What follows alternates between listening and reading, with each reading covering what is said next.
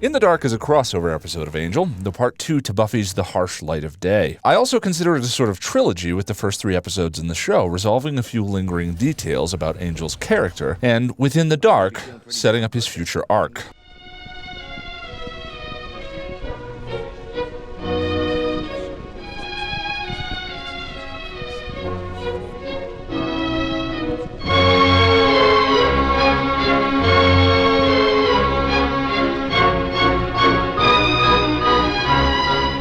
And in the 3rd episode of the show, Angel rescues another blonde in an alleyway. Perhaps his mind is fixated on something. The whole scene, again, plays like a hyperbolic noir superhero scene. Spike certainly seems to think so. I was once a badass vampire, and now I'm just a big, fluffy puppy with bad teeth. This is the 3rd reference to Angel as a puppy in the Whedonverse. For more info, check out the Buffy guide. So Spike has figured out what Buffy decided to do with the Ring of Amara after the harsh light of day and has followed Oz to LA to retrieve it. Speaking of, hello, LA. Oz gives Angel the Ring of Amara, which can make Angel more or less unkillable. Angel seems distracted by the implications of the ring, as well as the fact that Buffy sent Oz instead of coming herself. He descends into the sewers and hides it under a rock. The next morning, Doyle is suffering the effects of a night out on the town, and Angel is doing sexy Tai Chi again. I know when that hotline blink. Angel rushes to the rescue of the blonde from earlier, and Spike attacks him by his car, trying to get the gem.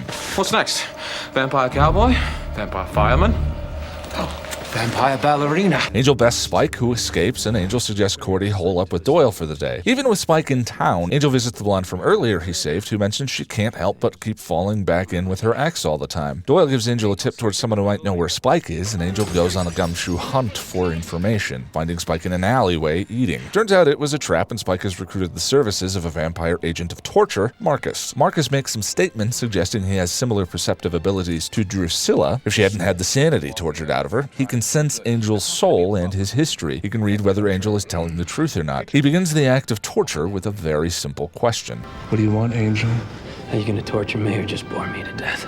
Marcus proceeds to skewer, stab, and crush Angel repeatedly, but the stab that seems to do the most damage is Spike telling Angel about Parker. Good-looking fellow, usually shamelessly. She is cute when she's hurting, isn't she?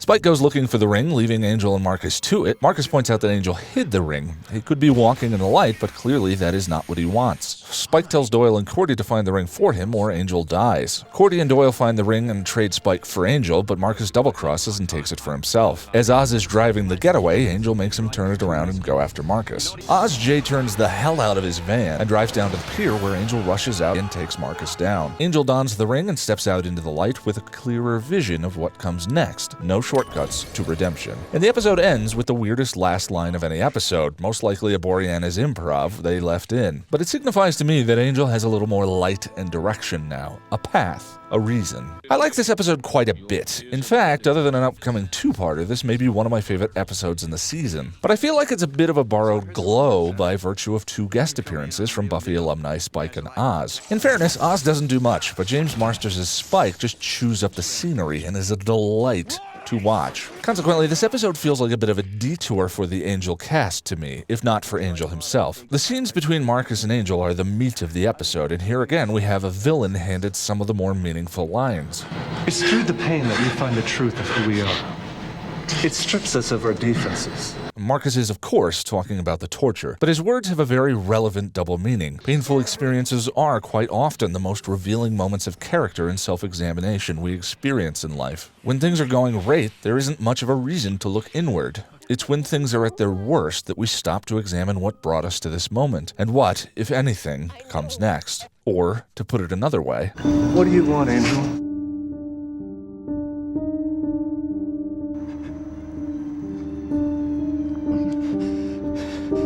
I want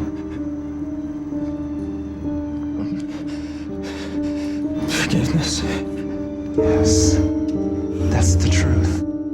And you want to earn it. Angel is suffering, bathing in self-hatred every night with all the lights out. As we talked about in the previous video, it got so bad he once tried to off himself. And he's been moving forward thanks to the momentum granted him by the love of a certain slayer. But I don't think it is until the words are tortured out of him that he's clear on what he's been missing.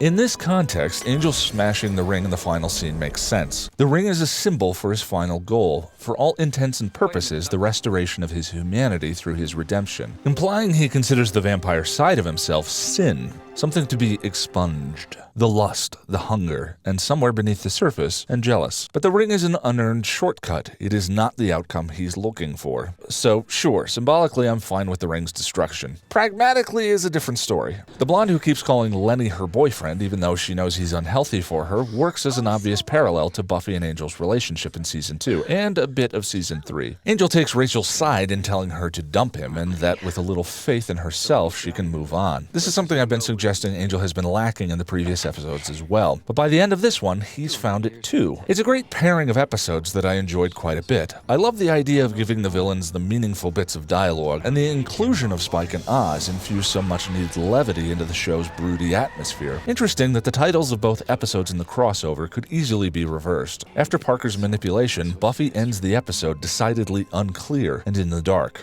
while Angel, after his moment of clarity at the torturous hands of Marcus, rushes out into the harsh light of day to stop him.